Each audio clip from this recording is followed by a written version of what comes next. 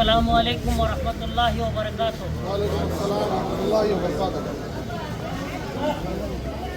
ಏನು ಮೊನ್ನೆ ನಡೆದಂತಹ ಸಚಿವ ಸಂಪುಟ ರಚನೆಯಲ್ಲಿ ಸನ್ಮಾನ್ಯ BZ ಜಮೀರ್ ಅಹಮದ್ ಖಾನ್ ಅವರಿಗೆ ಕೈ ಬಿಡಲಾಗಿದೆ. ಅದು ಇಡೀ ಮುಸಲ್ಮಾನ್ ಸಮುದಾಯದಲ್ಲಿ ಒಂದು ದುಃಖದ ಸಂಗತಿಯಾಗಿದೆ. ಇಡೀ ಕರ್ನಾಟಕ ರಾಜ್ಯದಲ್ಲಿ ಹೆಸರುವಾಸಿಯಾಗಿ ಮುಸ್ಲಿಂ ಸಮುದಾಯದ ಎಲ್ಲ ಸಮಸ್ಯೆಗಳನ್ನು ಮುಂಚೂಣಿಯಲ್ಲಿ ನಿಂತುಕೊಂಡು ಮಾಡಿದಂತಹ ಸಚಿವ ಸ್ಥಾನದಲ್ಲಿ ಮಾಡಿದಂತಹ ಕೆಲಸ ಇದೆ.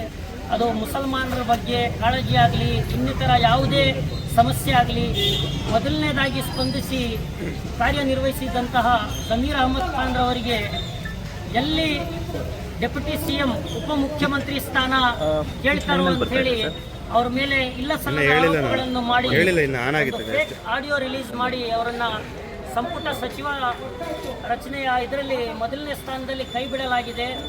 ಇದು ನಾವು ನಮ್ಮ ಇಡೀ ಮುಸಲ್ಮಾನ್ ಸಮುದಾಯದ ಪರವಾಗಿ ಸರ್ಕಾರಕ್ಕೆ ಒಂದು ಎಚ್ಚರಿಕೆಯ ಗಂಟೆ ಇವತ್ತು ನೀಡಲು ಬಯಸ್ತೀವಿ. ಯಾಕೆ ಅಂತ ಹೇಳಿದ್ರೆ ಮುಂದಿನ ದಿನಗಳಲ್ಲಿ ಎರಡನೇ ಲಿಸ್ಟಲ್ಲೂ ಕೂಡ ಹೆಸರು ಬರದಲೇ ಹೋದರೆ ಇಡೀ ರಾಜ್ಯದಲ್ಲಿ ಉಗ್ರವಾದ ಹೋರಾಟ ಮಾಡಬೇಕಾಗತ್ತೆ.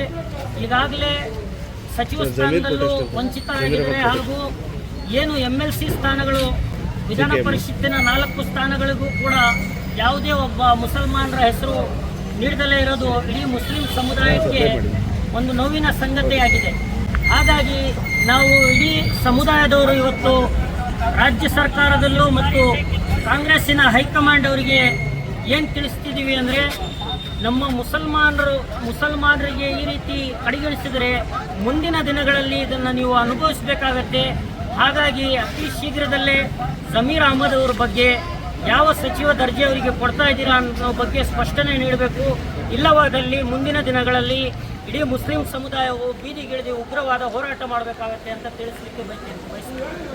ಏನಿವತ್ತು ಮುಸಲ್ಮಾನರು ಅತಿ ಹೆಚ್ಚಿನ ಮತವನ್ನು ನೀಡಿ ಕಾಂಗ್ರೆಸ್ ಸರ್ಕಾರ ರಚನೆಗೆ ಮುನ್ನಾಡಳಿತ ತಗೊಂಡಿದ್ದಾರೆ, ಅವರನ್ನೇ ಈ ರೀತಿ ಕಡೆಗಣಿಸೋದು ಎಲ್ಲಿವರೆಗೂ ಸರಿ ಅಂತ ನಾವು ಕೇಳಲಿಕ್ಕೆ ಬಯಸ್ತೀವಿ. ಯಾವುದೋ ಒಂದು ನೆಪ ಕಾರಣಗಳು ಇಟ್ಕೊಂಡು ತಾವು ಮುಸಲ್ಮಾನರಿಗೆ ಈ ರೀತಿ ಕಡೆಗಣಿಸೋದು ಒಳ್ಳೆಯದಲ್ಲ. ಹಾಗಾಗಿ ತಾವು ಅತಿ ಶೀಘ್ರದಲ್ಲೇ ಸಚಿವ ಸ್ಥಾನದ ಬಗ್ಗೆ ಕೂಲಂಕಷವಾಗಿ ಪರಿಶೀಲಿಸಿ ಜಮೀರ್ ಅಹಮದ್ ಖಾನ್ ಅವರಿಗೆ ವಾಪಸ್ಸು ಸಂಪುಟ ದರ್ಜೆ ತಗೋಬೇಕು ಅಂತ ಹೇಳ್ತಾ ಇದನ್ನು ವಿರೋಧಿಸಿ ಇವತ್ತು ಮುಸಲ್ಮಾನ ಸಮುದಾಯ ಜಾಮಿಯಾ ಮಸೀದಿ ಚಿಕ್ಕಮಗಳೂರು ಎದುರುಗಡೆ ಇಡೀ ಮುಸ್ಲಿಂ ಸಮುದಾಯ ತಮ್ಮ ಸ್ವಇಚ್ಛೆಯಿಂದ ವಿರೋಧವನ್ನು ವ್ಯಕ್ತಪಡಿಸ್ತಾ ಇದ್ದಾರೆ. ಮುಂದಿನ ದಿನಗಳಲ್ಲಿ ಸಚಿವ ಸ್ಥಾನ ಜಮೀರ್ ಅಹಮದ್ ಖಾನ್ ಸಾಹೇಬರಿಗೆ ನೀಡದೆ ಹೋದರೆ ಇಡೀ ರಾಜ್ಯಾದ್ಯಂತ ಉಗ್ರವಾದ ಹೋರಾಟವನ್ನು ಮಾಡಲಿಕ್ಕೆ ಸಿದ್ಧವಾಗಿದ್ದೀವಿ ಅಂತ ಹೇಳಲಿಕ್ಕೆ ಬಯಸ್ತೀವಿ. ಹಾಗೂ ಹೈಕಮಾಂಡಿಗೆ ಮತ್ತು ರಾಜ್ಯದ ನಾಯಕರಿಗೆ ಇದೊಂದು ಎಚ್ಚರದ ಗಂಟಿ.